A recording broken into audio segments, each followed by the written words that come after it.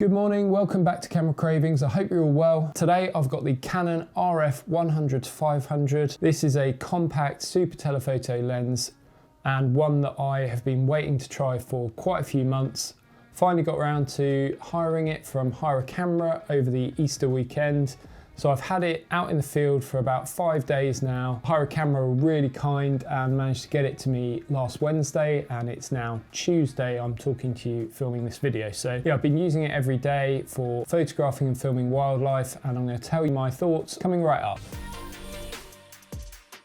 So before I get started on today's video, I just want to say a huge shout out to Hire a Camera for getting this lens to me early. They got it to me a day early, which was great, and so it's given me extra time with it. So huge thank you to them. This isn't sponsored, but yeah, they are a really good company and they generally try and sort you out. So I'll put a link in the description below to their website for you to check them out. Before I get into talking about the image quality, stabilisation, all that stuff, just to say that in the box, if you buy this lens, you will get obviously the lens with lens caps. You will get a nice hood to go on the lens, which also includes a little door for if you have polarizers or filters on the lens, you can adjust them. And you also get this nice Canon pouch, soft pouch, which comes with a lot of their kind of larger high-end lenses. So this lens is an f4.5-f7.1. So it's 4.5 is the maximum aperture at 100mm, and then it gradually slows down as it goes out and extends to 500mm. So I'll put up a graphic to compare the aperture and zoom range of this lens with the older EF100-400, and you'll notice that this lens does get dimmer slightly quicker than the older lens, but obviously it goes out to 500. The light gathering capabilities overall are fairly comparable really. 7.1 does seem quite slow for this kind of lens, but with these RF body cameras, the R5 for example is excellent, and I think the R6, I would say the same. They're both excellent in low light, so you can actually push up to higher ISO ranges and not have a real degradation in image quality. The images clean up really nicely in post-production. So don't be too alarmed about using this lens in low light, because it will do a really good job. I've used it on cloudy days, I've used it at sunrise and sunset, and the weather hasn't been great while I've been using it, and it's been really good. I've still been able to get fast shutter speeds with it. It's a 77mm filter thread, and as you can tell, it is an externally zooming barrel. So this is what it looks like when it's fully extended, and it's very similar to the 100-400 EF lens in that respect. And when it's compacted down, it's actually really quite small. Surprisingly so, I think, given that it's giving you a 500mm reach. So on the lens, you have a tripod collar, which is detachable. You also have the usual selection of buttons that you find on these Canon lenses. So you've got the AF/MF switch, you have the full or 3 meters to infinity focus, you have stabilisation on or off, and then you have the different 3 stabilisation modes. So mode 1 is kind of the standard stabilisation mode. Mode 2 is used when you want to do more panning shots, and then mode 3 doesn't actually start up until the shutter button is fully depressed. Nearest to the camera mount on the lens barrel, you have the customizable ring that is found on a lot of Canon's RF lenses. This can be set to aperture, ISO, shutter speed, lots of different things. I do find that on this lens, because it is quite a big lens, I've found it's not as usable as on some of the other Canon lenses, just because it's a bit cramped. Where you're holding the camera, you end up having to kind of move this ring with the hand you're holding the camera with, which isn't ideal, but at least it's on there. I personally would have preferred to see it further up the barrel somewhere, but there's a lot going on this barrel, so I can see why they've put it there. Next, you've got a fairly thin manual focus ring, which is nice and smooth to turn. And this lens, with the latest firmware update, does also have full-time manual focus override. Further up the barrel, you've got a smooth and tight ring, which basically changes how smooth the zoom will be. So you can change that how you like it. And then you've got a very large zoom ring, which zooms the barrel in and out. And I would say it's got quite a large throw on it, so you kind of need to turn it twice, I would say, to zoom from 100 to 500. But if, say, you're at 300 already, it's just kind of half a turn to go to 500. Definitely think in terms of handling, being able to fully remove this collar is really nice. If you're hand holding this lens, which I've been doing most of the time, to be honest, because it is really lightweight. You can walk around with this lens in the field all day and not be too tired. And the EF version, you can remove the tripod collar foot, but you can't take the whole collar off. So it can feel a little bit awkward in the hand. So that's something else to consider if you're comparing these two lenses. This is actually slightly shorter and lighter weight once you add an adapter onto the 100-400 EF lens. And that is mainly due to the fact that this lens is constructed of engineering plastics rather than metal like the 100-400. To be honest, I've found that all of Canon's kind of new RF lenses seem to be built in this way, and it obviously reduces weight, but I don't think it really reduces build quality. They still seem really tough. I haven't obviously dropped this or damaged it anyway, but yeah, it still feels really good in the hand. All of the materials are really nice, all the kind of rubberized grips on all of the focus ring and zoom ring, and yeah, I have absolutely no problem with the build quality of this lens. I think it's really good. I should say that the rear of the lens is a metal mount and it has a rubberized weather sealing gasket as well to make sure it keeps the weather out. So this lens can be used with the RF extenders, the 1.4 and the 2x extenders, but it does have a limitation in that it can only be used between 300 and 500 millimeters. And actually when you fit it onto this lens, you have to extend it out to 300 millimeters to actually allow for the extender to go into the back of the barrel of the lens. And then once it's fitted, it won't let you zoom out past 300 mil. So it is a bit limiting compared with, for example, the EF lens, the 100-400, you can fit the extenders onto that and you've got the full zoom range, but also you can actually stack those extenders if you wanted to do that. Whereas on here, you can only use it with one of them, either the 1.4 or the 2. So that's definitely something to consider if you're weighing up whether to buy this or go with the cheaper and older EF lens. Now this lens features Canon's image stabilisation in conjunction with the sensor stabilisation in the R5 or the R6. For example, it gives approximately 5 stops and Canon say up to 6 stops of compensation.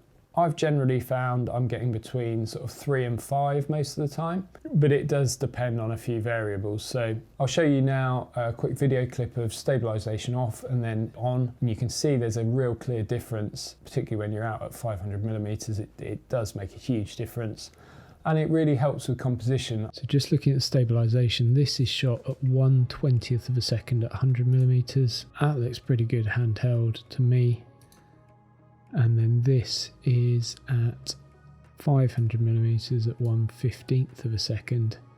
And again, pretty good. It's, you know, there's a little bit of shake there, but barely anything really.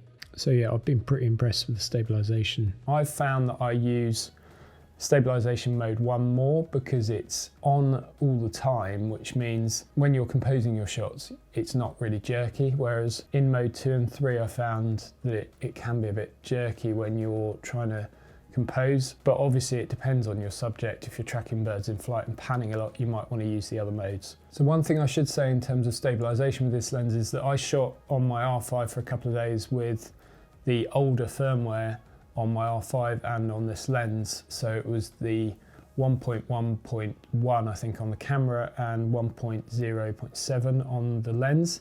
And then I updated both. So basically the latest firmware update for the R5 is supposed to improve the stabilisation with this lens, and it does a few other improvements as well.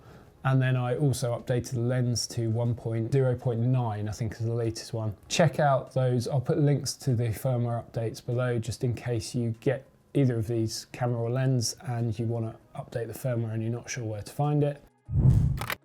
So I've found that the autofocus speed and accuracy of this lens is really excellent. As with a lot of Canon's RF lenses, it's really snappy to find focus and it tracks really well. It has the animal and people eye tracking with the Canon R5 and R6. Yeah, on the R5 it's been absolutely phenomenal. It locks onto things really quickly, and I've been back button focusing, and I actually split up my back button focus to AF on, and then I had a separate button for eye autofocus because I found that was better when I was shooting through reeds and things like that. It was easier to lock on to a single spot, AF, and then go for eye or tracking with another button. To start with, I was just using tracking on all the time, and I found it occasionally I'd miss a shot because it got confused between what it was trying to focus on. But yeah, overall really impressed with the focusing. It is almost silent as well.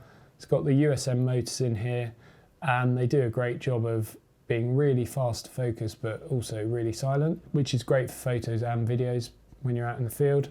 So in terms of minimum focus distance, this lens allows you to get into about 3 feet or 0.9 meters at the wider end, and about 4 feet or 1.2 meters at the telephoto end at 500mm. So it really does allow a huge amount of versatility. It's actually pretty comparable to the 100-400-EF in that regard. You get a slightly greater magnification with that lens, but yeah, they're almost exactly comparable really. So the image quality coming out this lens for stills is absolutely fantastic, really sharp, really high quality. So jumping straight into Lightroom, we can see here the quality. This is a sort of semi-macro shot that I took of some blossom, which is really good in terms of the detail, sharpness and the overall quality.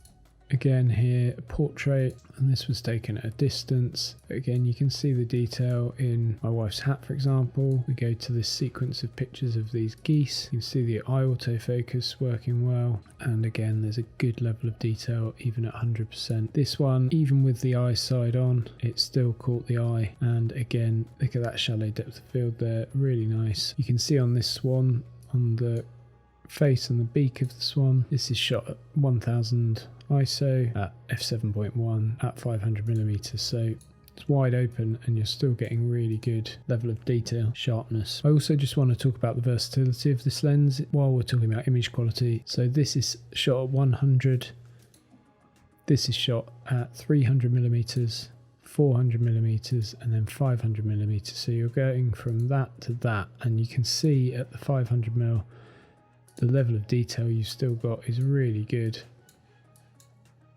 Some really clean, crisp images coming out of this camera and lens combination. This is all shot on the R5. I managed to capture a few shots of these swans as they were courting, and again you can see the feather detail.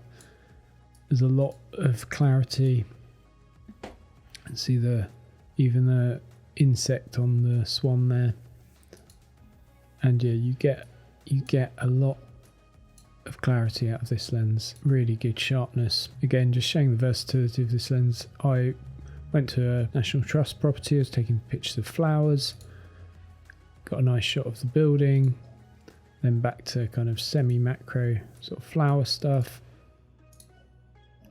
nice close-ups of details on the building, and I'm just really impressed with the overall image quality from this lens. So in terms of noise, I've found the noise in the images at higher ISOs to be pretty well managed and actually very easy to correct in Lightroom or Photoshop. Obviously there are other software packages that you can use to correct noise, and that will probably do a better job than the Adobe products. But yeah, overall it performs really well. This shot is at 1600. Again, this shot 3200. You can see it's just really clean, really crisp. It's amazing what you can get out of these cameras and lenses these days. So I was shooting on pretty cloudy days, and again, this is at 1600 wide open, and at 500mm you can see the water droplets coming off of what's left of this frog or toad as it's about to be eaten by this heron. And you can see just in all of these images, it is really crisp, really good feather detail. It's just excellent. Again, these birds having their little bath, all of the kind of detail in the feathers and the water. Now this was a good test of image quality and the autofocus because it's heavily backlit, but but you can see it's got some really nice detail in the feathers there. The eye is really sharp. Even if we go into 200%, it's pretty good, isn't it?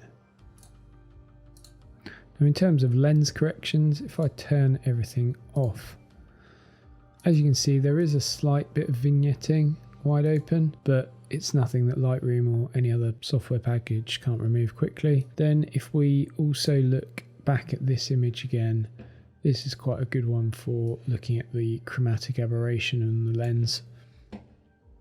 So if I turn off the corrections from Lightroom, as you can see there is a little bit of chromatic aberration just in these branches on the edges there, a little bit of fringing, but it's fairly minimal to be honest, and when you do that in Lightroom it pretty much disappears completely, and obviously you could adjust it more to get rid of it completely. Moving on to the birds in flight shots, and this is heavily cropped, so I'll show you what it's cropped in from.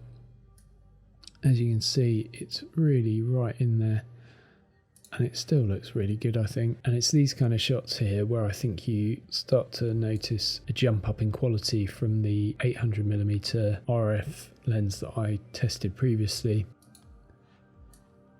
And I mean I'm in at 200% there, and if I go back to 100 it's really good. Again I would say there is some distortion and yeah the vignetting, but it's pretty minimal. You can see that the out of focus areas, the bokeh, are really smooth, particularly when you're at 500mm or close to it. So yeah, overall image quality top notch on this lens. You won't be disappointed if you purchase it. Here shooting through reeds, it's still pin sharp on the eye and the bird. And what I love about this lens is the versatility. You can shoot landscapes. I shot this at 100mm and it was I think a 9-shot panoramic, all handheld, just stitched in Lightroom. Same with this one, and it's amazing the quality you get by doing this. I mean if I zoom in, it's just really nice. Like that's at 100%, it looks great. I've mainly been shooting stills with this lens, but I've also tried out the video capabilities and I've shot some clips with it, and I'll show you those now. But ultimately, I think all you need to know is that it's really excellent for video. I've been really impressed with the quality, obviously coming out the R5 in conjunction with this lens, and also the autofocus when in video mode is really good. It's really smooth to transition. I've really enjoyed using it for video, and I'd highly recommend it for anyone shooting video. It's got a little bit of focus breathing, but not a huge amount, and yeah, it's almost silent in terms of focusing, so you won't pick it up on any microphones or anything. The USM motors are really good in here. The only negative I'd say is that it does eat up your camera battery quite a bit, both in stills but particularly when you're shooting in video, so do be aware of that. You may need to carry a spare battery or use the battery grip. The pros and cons of this lens, I think I'm going to start with the cons because there's only really two for me. One is the price. You're paying a premium for this over the EF version. If you buy them new, they're about $300 or $400 extra for this over the EF. But obviously you are getting some benefits and extra reach from this lens. The other big con for me is the fact that the extenders won't really work stacked on here, and also you have to be out at 300mm, as I said earlier, for the lens barrel to be in the right position, because basically as you zoom back in, I don't know if this will pick it up on here.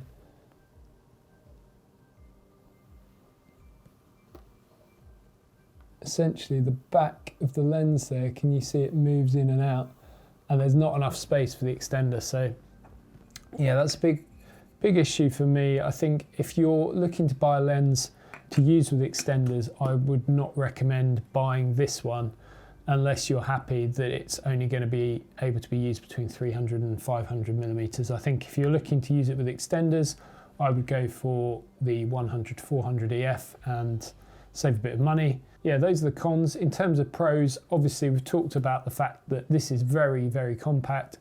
It's hugely versatile. 100-500 gives you such a good range, and you can use it for anything from, you know, macro type shots to landscapes, to people, portraits, and obviously the wildlife and sports. So yeah, you get so much out of this. I mean, I would probably buy this and not use my 70-200 if I had this, because it's that good in terms of optical quality and just overall versatility. The stabilisation is excellent in here. It really does have a big effect on both your stills and video images. And yeah, overall, really impressed with this. I really don't want to hand it back. I've got to pack it up and give it back to the courier in about half an hour or so. So just wanted to record this before I did that. Yeah, final thoughts. I would say if your budget can stretch to it, then just go out and buy this lens. It is really excellent and you won't regret it. If you're looking to save a bit of money, go for the EF1-400 and adapt it. You are adding a little bit of weight by doing that, but it's not a huge amount, it's a couple of 100 grams. If you're looking to save even more money, look at the Sigma alternatives like the 150-600. You can also get a teleconverter with that. That is an excellent lens. But yeah, I would highly recommend using this if you are looking for a telephoto zoom that gives you that extra reach in a nice compact, portable, hand-holdable form factor. And if you want to future-proof yourself with the RF system, this is definitely the one to go for. So I hope you found that video helpful, guys. If you have, please do leave a like, subscribe if you haven't already. And if you are contemplating buying this lens or the other lenses I've talked about, please do consider using my affiliate links that I'll put down in the description below. It really helps me out and it allows me to spend the money to hire things like this and tell you guys all about it. So yeah, it really does help me grow the channel and yeah, just help me fund the channel. So huge thank you if you do use those links, and I hope you found this useful, and I will look forward to seeing you in the next one.